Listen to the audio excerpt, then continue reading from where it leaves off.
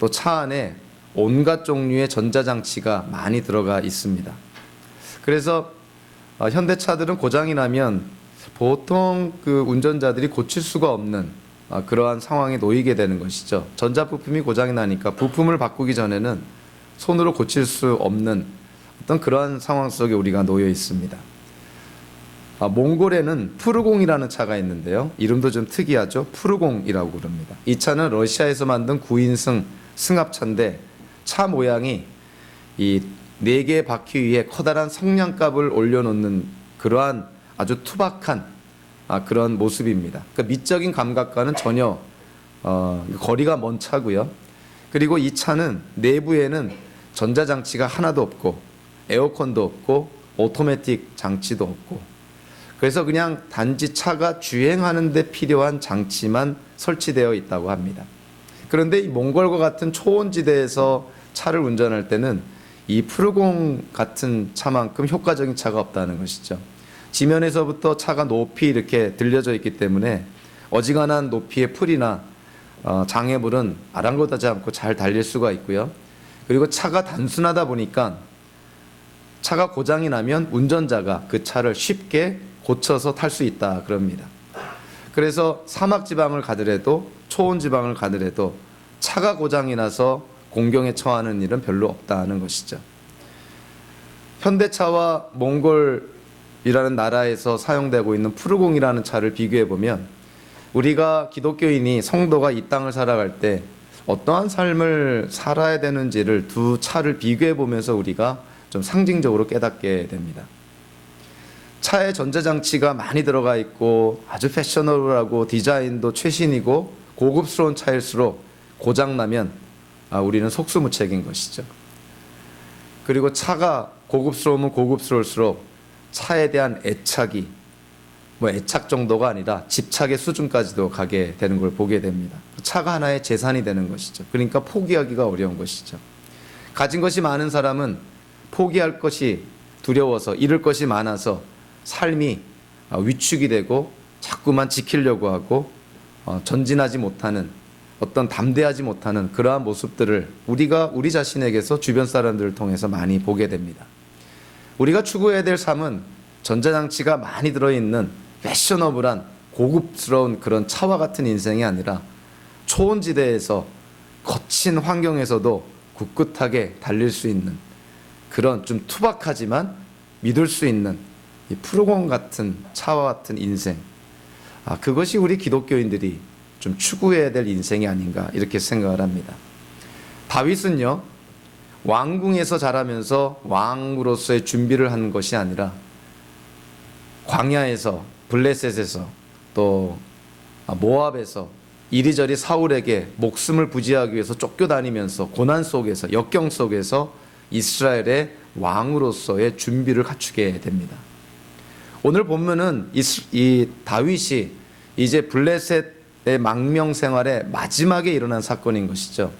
사실 우리 앞장에서 다윗이 잠시나마 섬겼던 이 블레셋 가드왕 아기스와 이별하게 되는데요. 그 이별이 사실은 영원한 이별이 됩니다. 오늘 이 사건 이후에 블레셋과 이스라엘의 전쟁을 통해서 사울과 그의 아들들이 다 죽게 되고요. 그래서 결국 다윗이 오늘 사건 이후에 처음에는 유다의 왕이 됐다가 나중에는 이스라엘 12지파의 통합 왕국의 왕이 됩니다. 그래서 이제 블레셋에서의 망명 생활도 사울에게 쫓기는 고난의 생활도 끝마치게 되는 것이죠. 그래서 이 시점이 고난의 끝자락에 와 있는, 망명 생활의 끝자락에 와 있는 이 시점에서 다윗에게서 우리가 발견할 수 있는 것이 뭐냐면 이스라엘의 왕이 될 준비기가 됐다는 것입니다. 고난을 통해서 건 10년 가까운 고난과 역경 속에서 생명을 부지하기 위해서 여기저기 쫓겨다니면서 하나님 안에서 다윗이 준비가 되었다는 것이죠. 그래서 오늘 본문을 통해서 다윗이 어떠한 면에서 이스라엘의 왕으로 준비가 되었는지를 우리가 한번 찾아보면서요, 우리가 현대를 살아갈 때 우리 기독교인들도 이러한 측면에서 역경과 어려움과 열악한 환경 속에서 우리도 준비되고 무장이 되어야 된다는 것을 우리도 도전받고 확신하는 귀한 시간 되기를 바랍니다. 자, 오늘 본문 그 1절부터 8절까지를 먼저 보시면요. 자, 이제 어떠한 사건이 이제 벌어지게 되냐면 블레셋 가드 왕 아기스의 명령으로 시글락이라는 성읍에 다윗과 또 600명의 그 이스라엘 군인들이 차출이 되는 것이죠.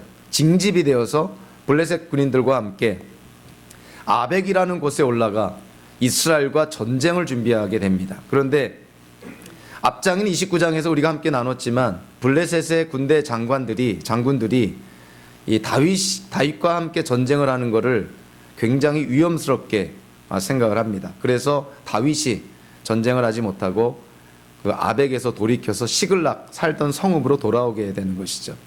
동족 상잔의 비극을 피한 것은 하나님의 그런 섭리의 그런 역사, 하나님의 주권 속에서 일어났던 하나님의 구원의 손길이었다는 것을 우리가 잘 알고 있습니다. 그런데요, 자, 오늘 본문을 보니까 다윗이 부하들과 함께 아벡에서 시글락까지 오는데 3일이 걸렸다 그러는데요. 지형적으로 아벡이라는 곳에서 시글락까지는 직선거리가 90km 정도 된다고 합니다. 그래서 보통 3일에서 4일 정도 걸리는데 다윗의 일행이 속보로, 그러니까 빨리 걸어서 3일 만에 시글락에 돌아온 것이죠. 여기에는 이제 우리가 쉽게 추측할 수 있는 이유가 있는 것이죠.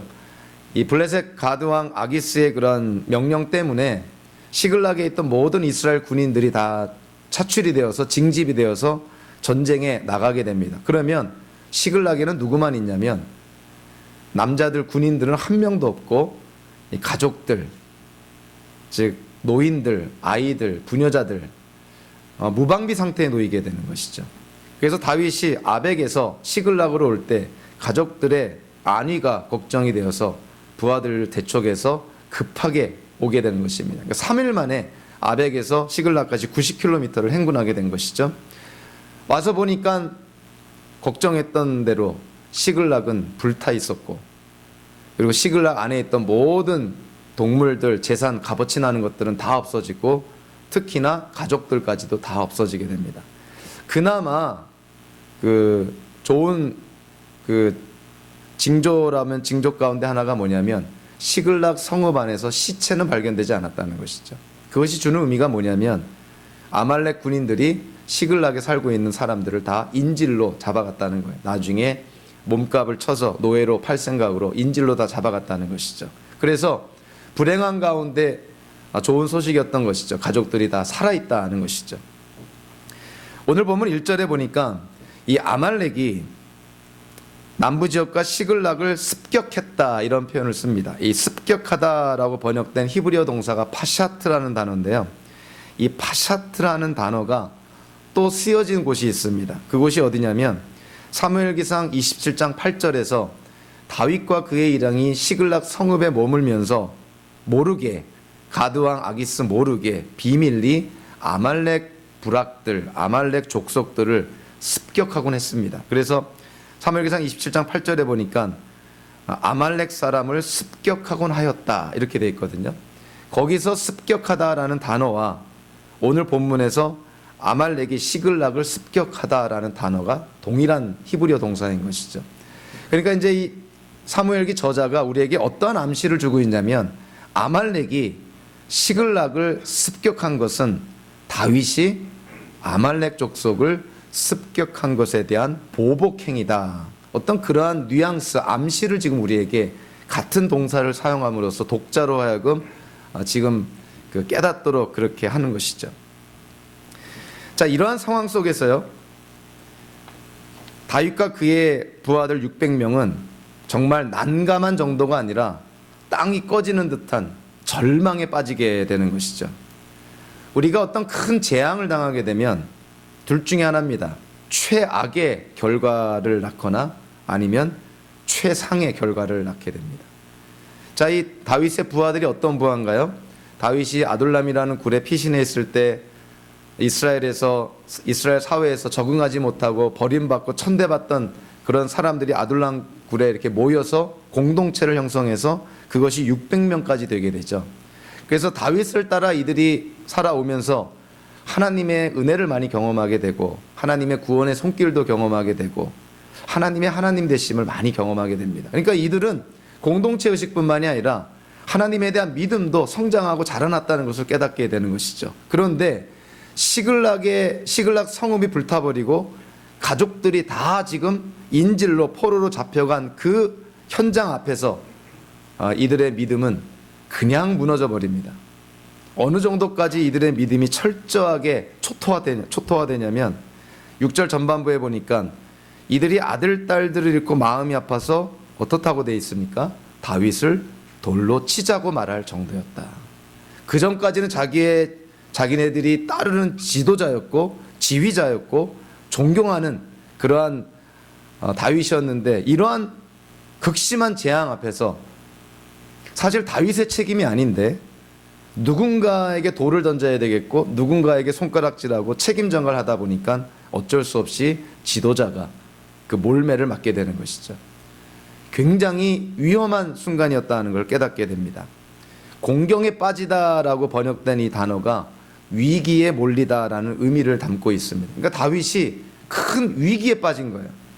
자기를 따르던 600명으로부터 지금 반역을 당해서 죽임을 당할 수도 있는 그러한 위기에 빠졌다는 것이죠. 공경에 빠지다라는 이 단어가 또 사무엘기상 13장 6절에도 또 한번 사용된 적이 있는데요. 그게 어떤 때냐면 사울 왕 밑에서 사울의 군인들이 블레셋 이 군인들과 전쟁을 치를 때 사무엘기상 13장 6절에 보니까 블레셋 군대가 워낙에 전력이 앞서다 보니까 이스라엘 사람들은 자기들이 위급하게 되었다는 것과 이 위급함이라고 이 번역된 이 단어가 오늘 곤경에 처하다는 단어와 동일한 단어인 것이죠. 자, 그런데 사울의 군인들은 그런 위급함을 당했을 때 어떻다고 되어 있냐면 바위 틈, 굴이나 숲이나 구덩이나 웅덩이에 다 도망가 숨었다 그랬습니다. 사울의 군인들은 위급할 때, 다급할 때, 공경에 빠질 때 도망갔다는 것이죠. 시글락 성읍이 불타고 다윗과 그의 일행이 시글락 성읍에 왔을 때 거의 동시대에 같은 시간대에 수넴이라는 곳에 블레셋 군대가 모였고요. 그 블레셋 군대를 보고 사무엘기상 28장 5절에 보니까 사울이 블레셋 군대를 보고 두려워서 마음이 떨렸다, 이런 표현을 합니다. 그러니까 사울의 마음도 지금 위급함과 다급함을 느끼는 것이죠. 그런데 사울의 반응이 어땠습니까? 블레셋 군대를 보고 두렵고 마음이 떨린 사울이 어떠한 행동을 하게 되나요? 엔돌이라는 곳에 있는 여자 무당을 찾아가게 되죠. 하나님께서 금하신, 그리고 사울 자기가 직접 쫓아낸 그런 여자 무당을 찾아가서 무엇인가 도움을 받으려고 합니다. 사울의 군인들은 위급함을 당했을 때 도망갔고요. 사울은 위급함을 당했을 때 무당을 찾아갑니다. 다윗이 오늘 본문에 보니까 위급함을 느낀 거예요. 곤경에 빠진 거예요. 위기에 처하게 된 거예요. 자, 이 상황에서 다윗이 이스라엘의 왕으로 이제 준비가 됐다는 걸 우리에게 보여줍니다. 그것이 어디에 나왔냐면 그것이 6절 후반부에 나오죠. 자, 어떠한 말씀이 나옵니까? 그러나 다윗은 자기가 믿는 주 하나님을 더욱 굳게 의지하였다. 그런 위기에 처했을 때, 공경에 처했을 때, 다급할 때, 아무런 인간적인 희망이 없어 보일 때 다윗이 어떻게 했다고요? 하나님을 더욱 의지하였다. 사울의 군대는 도망갔고 사울은 무당을 찾았지만 다윗은 하나님을 더욱 의지했다는 것입니다. 8절에 다윗이 하나님께 묻습니다. 하나님, 이 강도들을 제가 추적하면 잡을 수 있겠습니까? 하나님이 분명히 따라잡을 수 있고 모든 것을 다 되찾을 것이다, 이렇게 하나님이 약속을 합니다. 근데 여러분들이 8절을 보면서 좀 고개가 좀 갸우뚱거리지 않습니까? 다윗이 굳이 이 질문을 하나님께 할 필요가 있을까? 지금 자기 가족들이 시글락 성읍은 불타고 자기 가족들, 자기 부하들의 가족들이 다 인질로 포로로 잡혀갔는데 당연히 출격하여서 그들을, 가족들을 안전하게 되찾는 것이 누가 보더라도 상식적이고 이거는 그냥 당연히 해야 될 도리인데 다윗이 어떻게 했나요?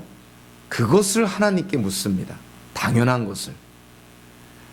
다윗의 믿음이 얼마나 성숙했냐면 위기에 빠졌을 때 하나님을 더욱 의지하는 믿음뿐만이 아니라 당연한 것을 하나님께 물을 수 있는 그러한 수준에까지 믿음이 올라가게 됩니다.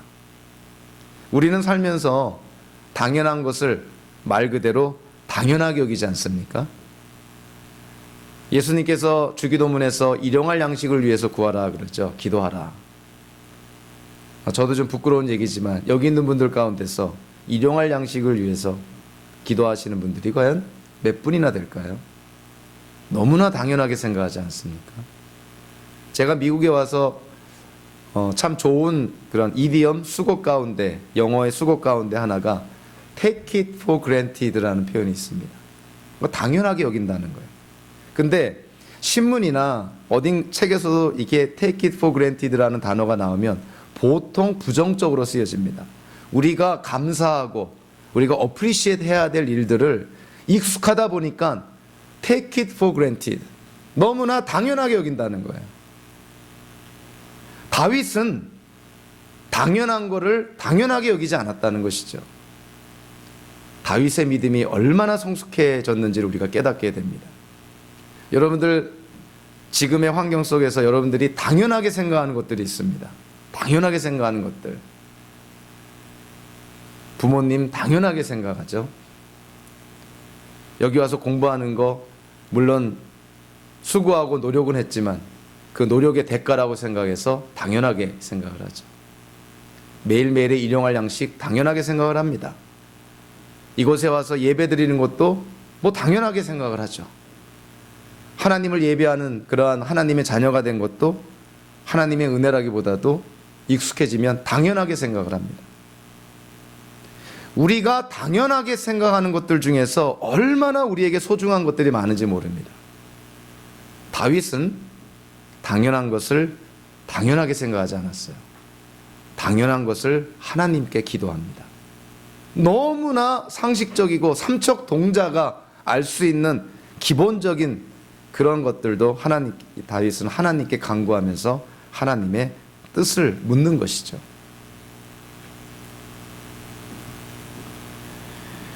오늘의 이 사건 속에서 우리는 다윗의 믿음이 일취월장 엄청난 성장과 성숙을 했다는 걸 깨닫게 됩니다. 우리는 가끔씩 신문이나 인터넷에서 이 before and after 이런 거를 많이 보게 되죠. 특히 이제 다이어트 30일 전의 모습과 30일 후의 모습을 이렇게 대조해서 얼마나 다이어트나 운동의 결과가 얼마나 좋은지를 before and after 이렇게 대조해서 우리에게 보여줍니다. 오늘 본문도요, 가만히 보면 우리에게 before and after를 보여줍니다.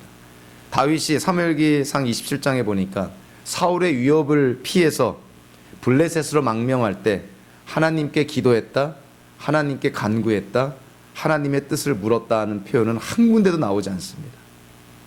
사울의 위협을 피해서 목숨을 부지하려고 하나님의 뜻과 관계없이 블레셋으로 망명해 버린 것이죠. 그런 다윗이 오늘 본문에서는 당연한 일도 하나님께 기도하며 간구합니다. 다윗의 믿음이 before and after, 다윗의 믿음이 얼마나 성장하고 성숙하게 됐는지를 우리가 깨닫게 되는 것이죠. 근데 그 다윗의 믿음이 어떠한 과정을 통해서 성장했습니까? 고난을 통해서 성장한 거예요. 왕궁에서 편안한 삶을 누리면서 다윗의 믿음이 성장한 것이 아니라 목숨을 부지하며 쫓겨다니면서 블레셋에 망명하면서 모압 땅에 쫓겨다니면서 광야에서 헤매면서 그러한 과정을 겪으면서 하나님께 대한 믿음이 성장하고 자라나게 된 것입니다. 그래서 다윗이 이제 이스라엘의 왕이 될 준비가 됐다는 첫 번째 증거가 바로 다윗의 믿음이라는 것이에요. 하나님께 대한 이러한 믿음을 가진 다윗, 이제 이스라엘을 다스릴 준비가 되었다는 것이죠. 자, 이 두 번째 내용으로 넘어가면요, 9절부터 20절까지를 보니까 오늘 본문에 이제 어떤 몸통이라고 볼 수가 있는데, 다윗과 그의 군사들은 아벡에서 이 시글락까지 3일 동안 아주 속보로 걸어와서 사실 육체적으로 많이 피곤한 상태죠. 시글락에 와보니까 성읍은 불타고 자녀들 또 가족들은 다 붙잡혀가고 정서적으로도 완전히 무너진 상태입니다. 육체적으로 정서적으로 완전히 무너진 그러한 상태, 그들이 다윗의 부하들이었죠. 자, 그들을 이끌고 아말렉을 추격한다. 이게 이머전시니까 가능한 것이지 보통 전쟁 때는 이러한 군인들은 사용하지 않습니다. 육체적으로도 지치고 정신적으로도 좀 고갈된 그러한 군인들, 뭐 사기는 떨어져 있고 힘도 없고 이런 군인들 전쟁에 나와서 무슨 승리를 하겠습니까? 그렇지만 가족들이 붙잡혀 갔는데 울고만 있을 수는 없는 것 아니에요. 그러니까 다윗이 600명을 독촉하고 격려해서 그들과 함께 아말렉을 추격해 나아가는 것이죠. 근데 이제 아말렉을 추격하다 보니까 시글락에서 한 24km 정도 떨어진 곳에 부솔이라는 시냇가가 있습니다. 근데 이 부솔이라는 이 시냇가가 와디라고 그러는데 이 와디를 한국말로 하면 건천이라 그럽니다. 즉 가무면 쉽게 메말라 버리고 비가 오면 쉽게 급류가 되는 곳. 그래서 가뭄일 때는 사람들이 지나가는 통로인데 비가 오거나 그러면은 급류가 형성되는 곳을 우리가 와디라 그럽니다. 근데 부솔 시내가 이 와디였다는 것이죠. 그리고 이 부솔 시내는 양쪽이 굉장히 가파라서 아주 민첩한 사람들만이 건널 수 있는 그러한 개울이었다 그럽니다. 그런데 오늘 보면 9절 10절에 보니까 600명이 다윗과 함께 아말렉을 추격하다가 600명 중에서 특히 200명이 너무나 지쳐가지고 낙오하게 된 것이에요. 그래서 부솔 시냇가에서 이들을 남겨두게 됩니다. 9절 10절에 보니까 부솔 시내를 건너가지 못할 만큼 지친 사람 이렇게 표현하고 있는데 이 지치다라고 번역된 이 히브리어의 명사형이 사실은 시체라는 뜻이에요. 그러니까 이 200명이 어느 정도로 지금 지쳐 있냐면 마치 죽은 시체처럼 지금 지쳐 있다. 그러니까 한 발자국도 내디딜 수 없을 정도로 지쳐 있었다는 것이죠. 그것이 이제 이 원어적으로 우리에게 와닿는 거예요. 그래서 다윗이 그들을 200명을 부솔 시내에서 머물면서 쉬게 합니다. 그리고 이제 400명만 데리고 이 아말렉을 쫓아 나아가는 것이죠. 11절부터 15절까지를 보니까 이 아말렉을 쫓아 나아가다가 누구를 만나게 되냐면 3일 동안 먹지도 못하고 물도 마시지 못한 거의 아사 직전에 있었던 이집트 소년을 만나게 됩니다. 그 이집트 소년에게 지금 다윗이 갈 길이 바쁜데 자기 가족들을 찾으러 나온 그런 상황인데 이집트 그 소년을 먹이고 마시게 해서 그 이집트 소년을 회복시켜 주죠.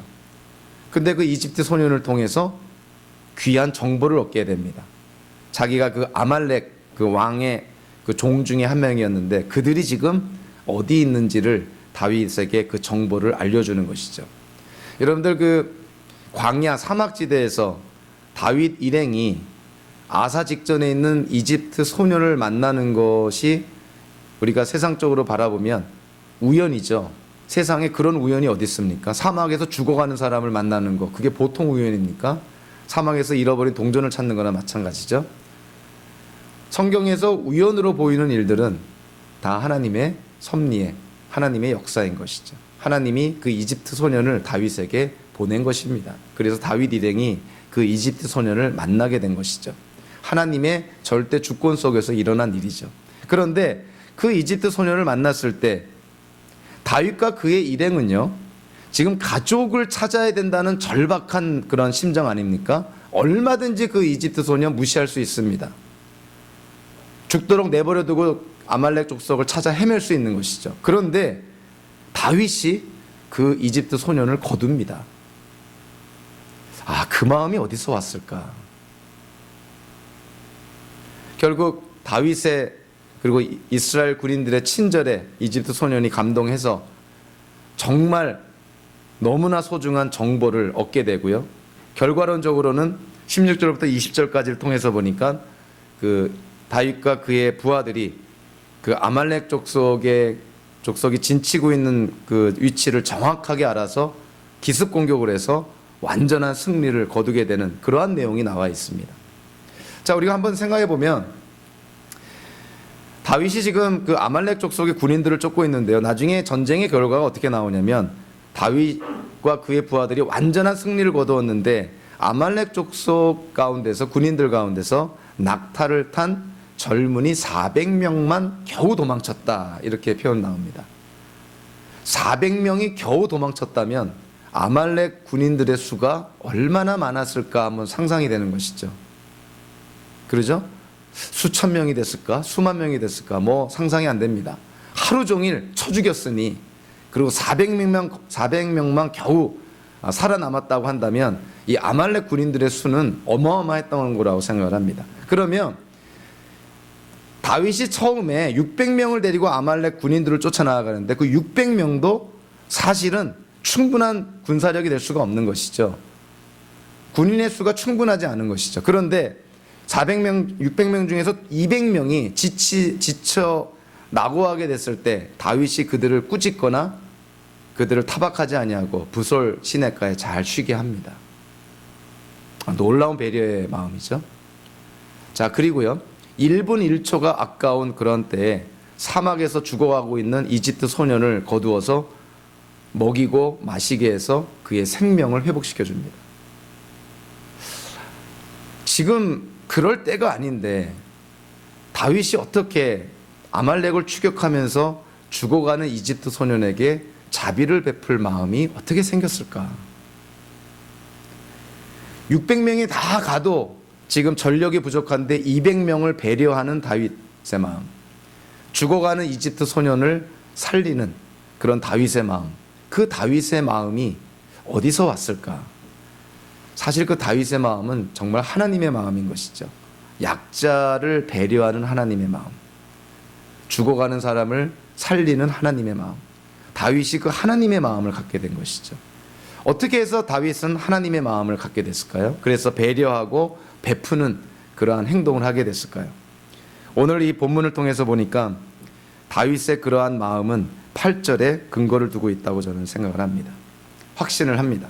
8절에 어떻게 나와 있죠? 다윗이 하나님께 묻습니다. 아말렉을 쫓아가면 잡을 수 있겠습니까?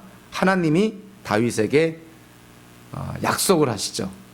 내가 아말렉을 분명히 따라잡을 것이고 잃어버린 모든 것들을 다 되찾을 것이다. 하나님의 약속이었던 것이죠. 자, 다윗이 이 하나님의 약속을 듣고 믿었을까요? 의심했을까요? 다윗이 만약에 이 약속을 믿었다면 다윗의 행동이 어땠을까요? 자, 오늘 본문에서 다윗은 600명의 군인 가운데서 200명을 부솔 시냇가에 쉬게 합니다. 1분 1초가 아까운 그때, 초놈을 아껴서 아말렉을 쫓아가야 될 그때 이집트 소년을 먹이고 마시게 해서 살려줍니다. 시간적으로 낭비를 하는 것이죠. 다윗이 200명의 전력의 손실을 마다하고 그들을 쉬게 한 것, 시간의 낭비를 마다하면서 이집트 소년을 살려준 것, 그것은 무엇으로 말미암아 그런 행동과 그런 태도가 나왔을까요? 그것은 하나님의 약속을 믿었기 때문입니다. 하나님이 약속하시죠. 아말렉을 분명히 따라잡을 것이고 아말렉으로부터 잃어버린 모든 것을 다 되찾을 것이다. 그것이 다윗에게 주는 의미가 뭡니까? 아말렉과의 전쟁은 나한테 달려있는 것이 아니라, 우리의 군인의 수에 달려있는 것이 아니라, 내가 얼마나 속도를 내서 그들을 따라잡느냐가 담느냐에 달려있는 것이 아니라, 아말렉과의 전쟁은 누구에게 달려있다는 거예요? 하나님께 달려있다는 거예요. 다윗이 그것을 믿은 것입니다. 다윗이 하나님의 마음을 갖게 된 것은 하나님께 대한 믿음으로 말미암아 하나님의 마음을 갖게 된 것이죠. 하나님께 대한 믿음이 있으니까 지친 군인들에 대해서 긍휼히 배려하는 마음이 생겨났던 것이고, 죽어가는 이집트 소년에게 자비를 베푼 마음도 생겨났던 것이죠. 하나님께 대한 믿음이 있기 때문에 그렇습니다.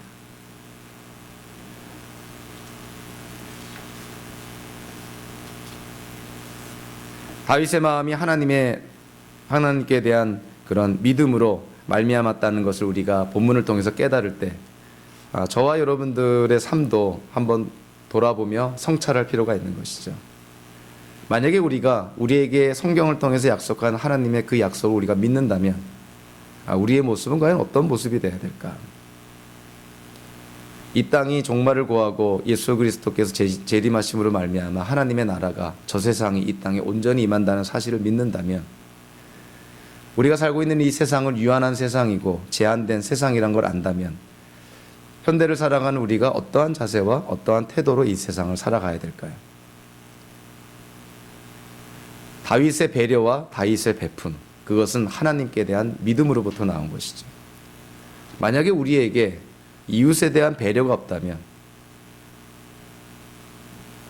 부족한 자에 대한 베품의 그런 마음, 그런 생각, 그런 행동이 없다면 과연 우리는 하나님께로부터 무엇을 받았다는 것인가? 우리가 하나님을 믿는다는 것, 우리가 하나님께 받아 누린다는 것, 그거는 무엇을 통해서 증명이 되고 나타나야 되냐면 바로 우리의 삶을 통해서 나타나야 되는 것이죠. 정말 예수님께서 이 땅에 다시 오시는 걸 믿고 이 세상에 있는 것들이 일시적인 것을 믿는다면 돈 때문에 모든 관계가 깨져버리고 명예를 쌓느라 가족도 희생시켜버리고 권력 때문에 모든 인간관계를 파괴시키면서까지 그렇게 재물과 명예와 권력을 추구하는 삶이 과연 성도들의 삶 속에서 나타날 수 있을까?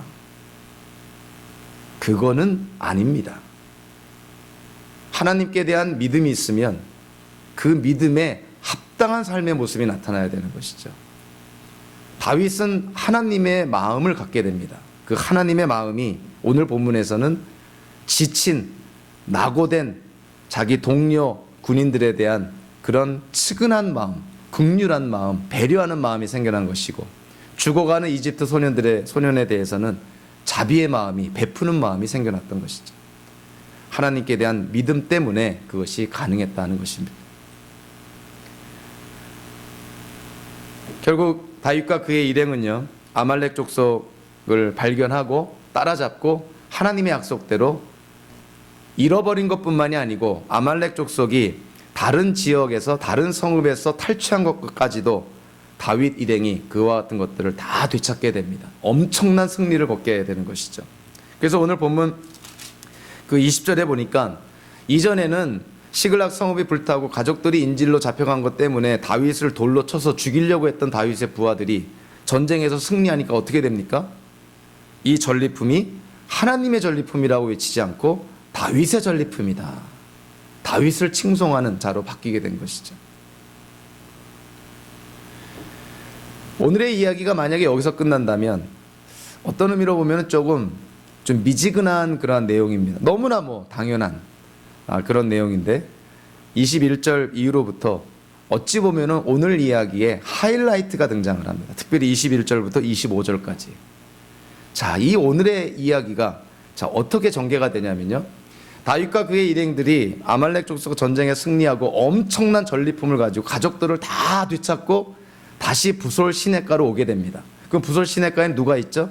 낙오된 200명이 기다리고 있죠. 400명의 군사들은 다윗과 함께 사력을 다해서, 죽기를 다해서 전쟁을 치렀던 사람들이죠. 자, 21절에 보니까 여기서도 여전히 다윗의 마음을 우리가 느낍니다. 낙오자 200명, 그들 얼마나 미안한 생각이 들었겠어요? 다른 400명은 목숨을 걸고 싸웠는데 자기네들은 부솔 시내가에서 지금 기다리고 있었으니까 물론 걱정을 했겠지만 그들을 향해서 다윗이 어떻게 합니까? 다윗도 그 군인들에게 가까이 나아가 따뜻하게 문안하였다. 200명의 그 낙오자들을 다윗이 잘 이렇게 보듬어 안아주면서 따뜻하게 문안하였다. 히브리어 문장을 보면 다윗이 그들에게 샬롬했다는 것이죠. 그러니까 다윗의 마음이 이스라엘의 어떤 지도자, 왕으로서의 준비가 지금 충분히 갖춰져 있는 그러한 마음의 소유자라는 걸 깨닫게 됩니다. 그런 부족한 자, 낙오된 자, 그들을 다윗이 이렇게 다 포용해주는 그러한 모습을 보게 되죠. 자, 그런데 22절에 보니까 뜻밖의 사건이 터지게 됩니다. 그 뜻밖의 상황이 돌발 상황이 생겨나게 된 것이죠. 자, 400명의 군인 가운데서 일부분의 군인들이 어떠한 주장을 하냐면, 자기네들은 목숨 걸고 싸웠으니까, 그리고 저 200명은 싸우지 않고 기다렸으니까 우리가 찾은 전리품을 우리 400명만 나눠 가지고 저 200명한테는 가족만 돌려주자, 저들에게는 전리품을 주지 말자, 이렇게 주장한 것입니다. 자, 우리 현대인의 입장에서 보면 우리 현대인의 그런 사고방식 속에서 우리가 노력한 대가를 구하는 것은 지극히 정상적인 것이죠. 그리고 우리의 마음속에도 수고하지 않고 노력하지 않은 사람이 무언가 요행으로 무언가를 얻는다는 것은, 그거는 우리가 보기에 옳지 않아 보이기도 하죠. 그래서 자, 이 400명의 군인 가운데서 다윗에게 전리품을 저들에게 나눠주지 말고 목숨 걸고 싸운 우리만 나눠 가지자는 이 군인들의 주장이 이성적일까요? 아니면 몰직각한 것인가요? 여러분들 어떻게 생각합니까? 상식적입니까? 아니면은 상식 밖의 행동입니까? 제가 볼 때는 지극히 상식적인 것이죠. 우리는 목숨 걸고 싸웠으니까 이 전리품은 우리가 나눠 가질 자격이 있는데, 너희들은 비록 지쳤다고 하지만 어쨌든 부설 시내가에서 쉬고 있고 전쟁을 안 했으니 너희들은 전리품을 가질 자격이 없다는 것이 이들의 주장이었던 것이죠. 현대인의 입장에서 보면은 노력한 만큼 대가를 받는 거, 이건 당연한 거 아니냐. 자, 그런데요, 22절에 보니까 이 사무엘기 저자가 자, 그들을 어떻게 표현하냐면요, 22절 전반부에 이렇게 말하고 있죠. 악하고 야비한 사람들, 이렇게 표현합니다. 아니, 우리가 생각하기에는 이성적이고 상식적으로 주장한 건데 어떻게 그들을 악하다 그러고 야비하다고 표현할 수 있을까? 이 사무엘기 저자가 너무 좀 치우친 것 아닌가? 더군다나 여기서 야비하다라고 번역된 히브리어가 뭐냐면요, 벨리알이라는 단어인데, 이 벨리알이라는 단어가 누구에게 사실은 적용된 단어냐면 여러분들 잘 아는 나발에게 적용된 단어고요, 그리고 전쟁터에서 죽은 엘리의 두 아들들에게 적용된 단어입니다. 그러니까 아무리 생각해도 이거는 이해가 안 되는 거예요. 아니, 이들의 주장이 상당히 이성적이고 상식적인데 어떻게 이들을 저 나발과 같은 엘리의 두 아들에게 사용됐던 벨리알이라는 그 단어를 적용하면서 이들을 야비하다고 얘기할 수 있을까? 근데 사무엘기 저자가 이들을 악하고 야비하다고 얘기할 수 있는 근거가 있습니다. 이들의 어떤 그 배경을 우리가 좀 이해해 볼 필요가 있죠. 자, 이들이 사울 그 왕의 그런 통치 아래서 정규 군대 군인으로서 출전한 것이 아니라 이들이 어떤 존재였다고요? 다윗이 아둘람금에 피해 있을 때 이스라엘 사회에서 사울의 통치를 견디지 못해서 도망쳐 나온 사람들, 정말 쉽게 말하면 패거리들이었던 것이죠. 사회에서 인정받지 못하는 그런 말썽꾸러기들, 패거리들, 그들이 아둘람굴에 모여든 것이고요. 그리고 그들이 처음에는 400명이었다가 나중에는 600명으로 늘어나게 된 것이죠. 그리고 이들이 다윗과 함께 거하면서 하나님의 은혜를 엄청나게 이들이 경험하게 됩니다. 위험할 때마다 하나님께서 구원해 주시죠. 필요한 거 공급해 주시죠. 얼마 전까지만 해도 시글락에서 그나마 안정된 삶을 살 수 있도록 하나님이 다 허락해 주시죠. 이들이 자격이 없는데 하나님께서 은혜로 그 모든 것을 공급해 주셨던 것이죠. 자, 그렇다면 자, 이들이 하나님의 은혜로 자기의 어떤 처지와 관계없이 하나님의 은혜로 이 모든 것을 누렸다면 부설 시내가에 낙오된 그 200명의 자기 동료 군인들에게도 그 하나님의 은혜를 사실은 실천해야 되지 않냐는 거예요. 너도 하나님의 은혜를 받았으면서 어떻게 주변 사람들에게 그렇게 박하게 대할 수 있느냐. 쉽게 말하면 그런 것입니다. 내가 하나님의 은혜를 입은 자인데 어떻게 내 동료들에게 그렇게 야박하게 굴 수가 있겠느냐. 사무엘기 저자는 하나님의 은혜를 입은 자가 하나님의 은혜를 나누지 못할 때 그들을 악하고 야비한 자라, 이렇게 표현한 것입니다. 좀 뜨끔하지 않으세요? 우리가 하나님의 은혜를 생각하면 생각할수록, 기억하면 기억할수록 우리의 인생 속에 엄청나게 받아 누린 자들이 우리 기독교인들인데, 과연 우리는 우리 주변에 있는 사람들에게 여기서 악하고 야비한 사람들처럼 그렇게 야박하게 대한 적이 없는가? 제가 이 본문을 보다가 제가 겪었던 일이 하나 생각이 났습니다. 제가 군대에서 훈련을 받을 때 군인들을 대상으로 헌혈차가 왔어요. 근데 사실 군대에서 먹는 음식도 좀 부실하고 훈련도 또 심하고 그러니까 이 헌혈한다는 것이 생각보다 쉽지가 않습니다. 또 훈련 중에 헌혈한다고 했을 때 좀 염려도 되고 그러죠. 그래서 그렇게 헌혈하는 사람이 많지 않았어요. 근데 저는 그때 무슨 생각이 들었는지 헌혈을 해야겠다 생각이 들어서 훈련 중이었지만 헌혈을 했습니다. 자, 헌혈을 하면 헌혈한 사람들한테 뭘 주나요? 음료수와 빵을 줍니다. 그런데 우리가 이 일반 사회에서는 음료수와 빵이 그렇게 소중하지가 않죠. 군대에서는 단 것이 굉장히 가치가 있어요. 그래서 제가 헌혈을 하고 피를 뽑고 헌혈차에서 간호사가 이 음료수와 빵을 주길래 그걸 들고 딱 나왔는데 이 헌혈도 하지 않은 것들이 제 빵과 음료수를 보면서 눈을 번덕번덕 하는 거예요. 나눠 먹자는 거죠. 그 제가 어떻게 했겠어요? 말도 안 되는 소리. 내가 피 뽑아서 빵과 음료수를 받았는데 어떻게 너희들이 이거를 나눠 먹자고 지금 넘볼 수 있어? 그래서 제가 나눠 먹지 않았습니다. 그래서 제가 오늘 본문을 보면서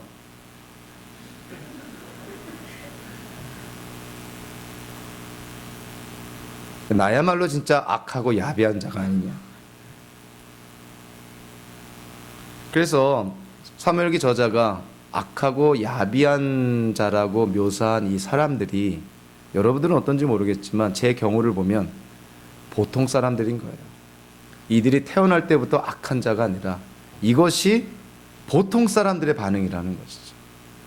심지어는 기독교인들도 이렇게 살아가는 사람들이 있다는 것이죠.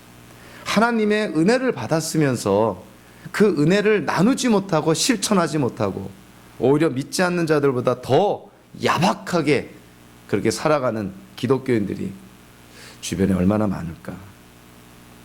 그들이야말로, 아니 저야말로 정말 이 악하고 야비했던 사람이 아닌가.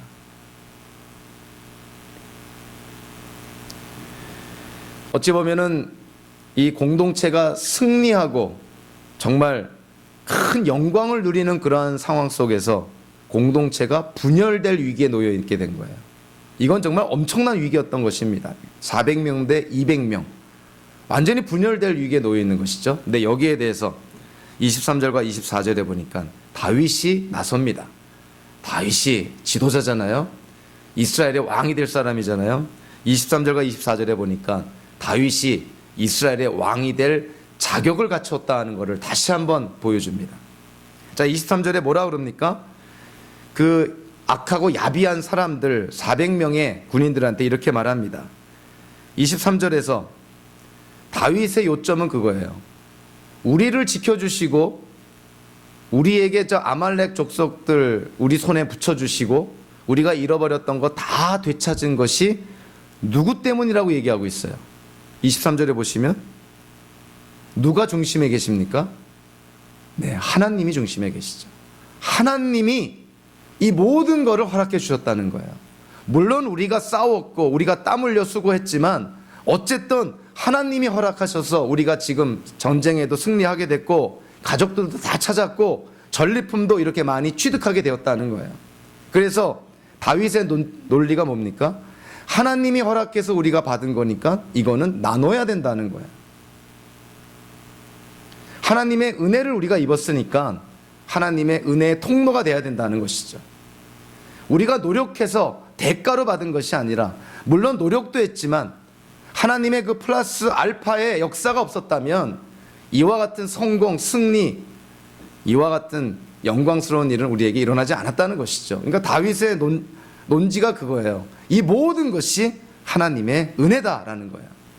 하나님의 은혜로 주어졌으니 여러분들이 그렇게 야박하게 굴어서는 안 되고 비록 우리와 함께 싸우진 않았지만 함께 같이 떠났던 부솔 시내에서 낙오된 저 200명도 우리와 같이 몫을 나누자 하는 것입니다. 다윗이 이스라엘의 왕이 될 자격이 됐다는 그 세 번째 그 모습이 바로 이 모습인 것이죠. 아, 다윗은 하나님의 은혜를 경험했을 뿐만이 아니라 그것을 기억하고 있고 그 하나님의 은혜를 나누는 사람이었다는 거예요. 그래서 다윗은 이제 이스라엘의 왕이 될 준비가 되었다는 것이죠.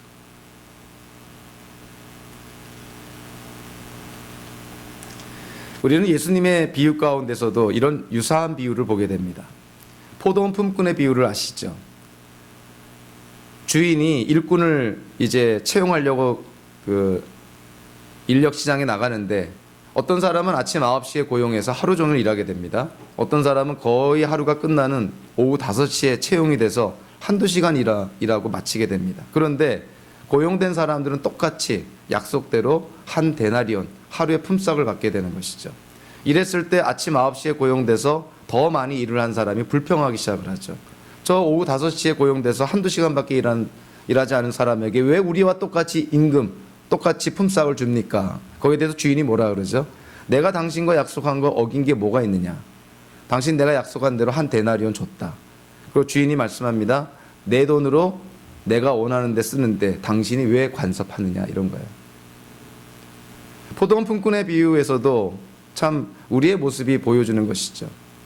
우리는 마치 9시에 채용돼서 하루 종일 일한 일꾼들, 그래서 언페어하게, 불공평하게 한 데나리온밖에 받지 못한 사람. 근데 내 주위에 있는 기독교인들을 보면 늦게 예수 믿어가지고 늦게 구원과 영생의 확신을 갖고 마치 오후 5시에 채용돼서 한두 시간밖에 일하지 않으면서 하나님의 그런 축복을 받아 누리는 그런 사람들을 이렇게 깔보는 어떤 그러한 현대인의 모습들을 우리에게 비춰주고 있는 것이죠.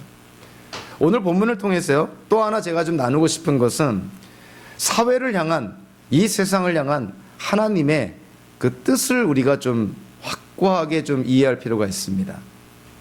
하나님은 성장 위주의 그런 사회보다는 공평한 분배를 하는 그런 사회를 하나님이 원하신다는 걸 깨닫게 됩니다. 부자를 위한 정책을 피는 것이 아니라 가난한 자를 위한 정책을 피는 것이, 그것이 하나님이 원하는 세상이라는 것이죠. 자, 오늘 본문에서요, 다윗은 이 400명보다 누구에게 더 마음을 쓰고 배려하냐면 낙오된 200명에게 더 배려를 합니다. 그들도 우리와 동일한 몫을 가질 자격이 있다는 거예요. 현대 사회 볼까요? 부자들이 주장하는 게 뭡니까? 저 가난한 자들은 노력하지 않아서 게을러서 저렇게 가난하게 사는 거 저들 책임 아니냐? 사회가 왜 세금 걷어서 저 가난한 자들을 도와줘야 되느냐? 우리의 어떤 자라온 배경이나 우리의 어떤 성향 때문에 우리 나름대로 우리가 원하는 경제 정책이 있을지 모릅니다. 그러나 우리는 우리가 원하는 경제 정책이 중요한 것이 아니라 성경에서 하나님이 말씀하는 뜻이 뭔지를 알아야 된다는 거예요. 사회를 향한 하나님의 뜻이 무엇인가? 우리 성도를 향한, 사회에서 우리가 어떻게 살아야 될지에 대한 하나님의 뜻이 뭔지를 알아야 된다는 것이죠. 내가 벌었으니까 내 마음대로 쓰겠다, 이거는 하나님의 뜻이 아닙니다. 하나님께서 우리에게 만약에 재물의 축복을 주시고 여분의 그런 재물이 있다면 없는 사람들에게 나누는 것이, 그것이 당연히 하나님의 뜻이라는 거예요. 사회도 마찬가지인 것이죠. 부자가 내가 노력해서 내가 수고한 대가로 누리는데 왜 당신들이 뭐라 그러냐, 그거는 성도의 자세가 아니라는 것이죠. 사회 안에서도 없는 자들, 가난한 자들, 생계에 능력이 없는 자들, 그들을 개인적으로든 단체를 통해서든 사회적인 제도를 통해서든 도와야 되는 것이, 그들과 몫을 나누는 것이, 그것이 하나님이 이 사회를 향한 하나님의 뜻이라는 것입니다.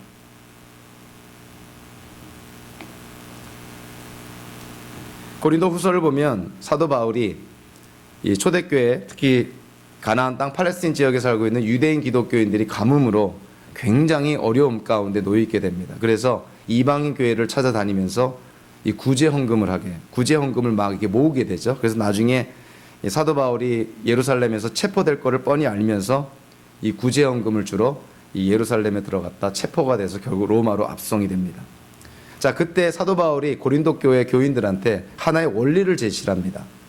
지금 유대인 기독교인들이 굉장히 어려운데 여러분들이 도와야 됩니다. 그러면서 사도 바울이 내놓은, 사도 바울이 제안하고 사도 바울이 설명하는 원리가 뭐냐면 이스라엘 민족의 출애굽 당시에 겪었던 만나 사건을 언급을 합니다.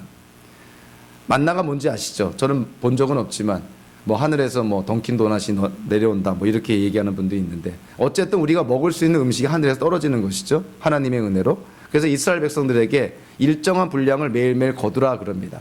그런데 어떤 사람은 이 손이 빨라서 많이 걷는 사람이 있고 어떤 사람은 좀 느려서 조금 걷는 사람이 있겠죠. 근데 그 많이 걷은 사람, 조금 걷은 사람을 다 모아서 나눠 보니까 하나님이 원하시는 만큼 공평하게 돌아갔다는 거예요. 사도 바울이 그 출애굽 때의 만나 사건을 인용을 하면서 고린도 교회 성도들에게 촉구합니다. 지금 여러분들이 재물이, 재정적으로, 물질적으로 여분이 있다면 지금 저 어디 다른 곳에 부족한 사람들을 도우라고 하나님이 주신 것입니다. 그러니까 여러분들이 여유가 있는 것은 여러분들 마음대로 쓰라고 주신 것이 아니라 지금 저 팔레스틴 가나안 땅에 있는 유대인 기독교인들, 그들이 부족하니까 그들을 도우라고 하나님이 여러분에게 그 재물의 축복을 주신 것입니다. 그러니까 공평하게 분배해야 된다는 것이죠. 그래서 사도 바울이 그렇게 얘기를 합니다. 지금은 여러분들이 여유가 있지만 만약에 나중에 여러분들이 또 가난하게 될 때 유대인 기독교인들이 여러분을 도울지 누가 합니까? 그러니까 지금 가진 자가 없는 자와 나누는 것이 당연하다는 거예요. 공평하게 분배하는 것이, 그것이 하나님께서 원하시는 뜻이라는 것입니다. 그래서 저와 여러분들이 하나님이 허락하셔서 정말 우리 이 땅을 살면서 어느 정도까지인지는 모르겠지만 만약에 여유 있는 삶을 산다면, 풍족한 삶을 산다면, 우리가 풍족하게 누릴 때 이 세상 어딘가에서는 부족한 사람들이 있다는 것이죠. 그러면 그들과 함께 그거를 나누는 것이, 그것이 성도의 자세라는 것입니다. 그래서 우리가 이 하나님의 말씀을 통해서 하나의 큰 그림들을 우리가 그려나가야 돼요. 성도가, 기독교인이 이 땅을 살아갈 때 물질을, 하나님이 주시는 그 재물의 축복을 우리가 이거를 관리하고 어떻게 사용할 것인가, 이런 성경적인 원리를 우리가 잘 안다면, 우리가 수고하고 노력해서 돈 많이 벌었다고 이거 내 거니까 내 마음대로 내 자식에게만, 우리 가족들만 호화호식이 하겠다, 이러한 생각은 성도들은 가질 수가 없다는 것이죠. 오히려 어려운 사람들을 관심을 갖고 그들과 우리가 가진 것을 나누는 것이 당연한 것이 아니냐. 저는 오늘 본문을 보면서요, 하나님께서 우리를 축복하신 것들이 굉장히 많습니다. 그리고 또 우리 교회는 또 인생의 새로운 단계로 나아갈 때 하나님의 기도응답을 또 받아서 이런저런 모양으로 또 한국과 미국 또 제3세계에 이렇게 뜻을 펼쳐나가는 분들이 많이 있죠. 참 감사거리이기도 하는 것이죠. 그런데 제가 오늘 꼭 드리고 싶은 말이 하나 있는데, 그게 뭐냐면, 자, 우리가 만약에 어떤 학교 좋은 프로그램에 입학하기 위해서 우리가 수고하고 노력하면서 하나님께 기도합니다. 하나님이 우리를 긍휼히 여겨주셔서 우리로 하여금 학교에 입학하게 했어요. 장학금도 받게 했어요. 정말 하나님께 영광 돌리는 일이죠. 감사할 일이죠. 우리는 축복을 받은 것이죠. 그러나 하나 더 생각해야 될 것이, 우리가 하나님께서 허락하셔서 학교에 입학을 하고 장학금을 받을 때 똑같은 것을 지원했던 또 다른 부류의 사람들은 리젝트 당하고 장학금 못 받아서 학업을 포기하는 사람도 있다는 거예요. 우리가 잘나서, 우리가 똑똑해서, 내가 노력했기 때문에 이거는 내가 누릴 만한 충분한 자격이 돼, 이렇게 생각하시면 안 된다는 거예요. 우리 때문에 누군가는 좌절에 빠져 있고, 우리 때문에 누군가는 인생의 항로를 바꿔야 될 사람들도 있다는 것입니다. 그래서 우리가 지금 누리고 있는 것, 다른 사람들이 지금 누리지 못하는 걸 우리가 만약에 누리고 있다면, 우리 때문에 누리지 못하는 사람 목까지도 우리가 수고하고 노력할 필요가 있다는 것이죠. 그래서 감사해야 된다는 거예요. 어찌 교만할 수 있겠냐는 거예요. 우리의 기도응답은 누군가에는 좌절감을 줬으니 그의 목까지도 우리가 대신해서 함께 우리가 공부하고 연구하고 직장생활도 열심히 해야 되지 않겠냐는 거예요. 그래서 절대 교만해서는 안 된다는 것입니다. 비록 내가 수고하고 노력했지만, 여러분들 아무리 여러분들이 수고하고 노력해도요, 노력한 만큼 성과가 나오는 세상이 아닙니다. 우리가 수고하고 노력한 만큼 성과가 나오는 것은 그건 기계적인 세상이지 우리가 사는 세상이 아닙니다. 우리가 수고하고 노력했더라도 어떠한 성과가 있고 열매가 있다면 그것은 하나님의 플러스 알파의 역사가 있기 때문에 그런 것이에요. 그래서 그거를 우리가 인식하면서 하나님께 감사하면서 주어진 환경에서 우리가 최선을 다해야 된다는 것이죠. 다윗은 고난을 통해서요, 하나님을 더 잘 믿게 됐습니다. 다윗은 고난을 통해서 하나님의 마음을 갖게 됐어요. 다윗은 고난을 통해서 하나님의 은혜를 나눌 수 있는 자가 됐어요. 여러분들 인생 삶에서 어떠한 고난을 당하더라도 비관적으로 보지 마십시오. 힘들지만, 고통스럽지만 그 고난을 극복하면 분명히 고난 전에 여러분의 모습보다 훨씬 더 훌륭한 모습이 되어 있을 것입니다. 다윗은 10여 년에 가까운 고난을 통해서 마침내 이스라엘의 왕으로 등극할 준비를 갖춘 것이죠. 저와 여러분들 부솔 시내가의 다윗은요, 한편으로 보면은 예수님을 우리에게 얘기하고 가르칩니다. 부솔 시내에 낙오된 그 200명의 낙오자들, 다윗은 그들에게 긍휼히 여기고 그들을 포용해주고 그들에게 샬롬하며 문화를 묻죠. 예수님께서 세상에 있는 우리에게 똑같은 말씀을 하십니다. 마태복음 11장 28절에서 30절을 보면 수고하며 무거운 짐을 진 자 다 내게로 오라. 내가 너희를 쉬게 하리라. 부솔 시내가에 있는 200명의 낙오자가 다름 아닌 바로 우리 자신들이었다는 걸 깨닫게 됩니다. 예수님이 우리에게 그 말씀을 하는 것이죠. 내가 너희를 쉬게 하리라. 너희들이 비록 인생의 세상에 낙오자라 할지라도 내가 너희를 긍휼히 여기고 내가 너희를 나의 자녀 삼아줬고 내가 너희를 쉬게 하리라. 우리는 그러한 축복을 받아 누린 자라는 것입니다. 저와 여러분들의 인생 속에 이러한 하나님의 은혜를 꼭 기억하시면서 우리 주변에 있는 분들에게 하나님의 은혜를 나누는 복의 통로가 되는 성도의 삶을 사시기를 주님의 이름으로 축원합니다. 기도하겠습니다. 고마우신 하나님, 다윗의 인생은 현대를 사는 우리의 인생과 다를 바가 없습니다. 고난을 통해서 하나님께 대한 믿음이, 하나님의 마음이, 하나님의 은혜를 더욱 확실하게 깨닫고 확인했던 것처럼 우리도 이 세상을 살면서 역경을 통해서 살아계신 하나님, 인격적인 하나님을 경험하게 됩니다. 이곳에 모인 우리 모두가 이러한 우리의 인생살이 속에서 하나님의 하나님 되심을 인정하며 진정 우리의 삶을 통해 주의 영광을 드러내는 삶을 살 수 있도록 인도하여 주시옵소서. 예수님의 이름으로 기도하옵나이다. 아멘.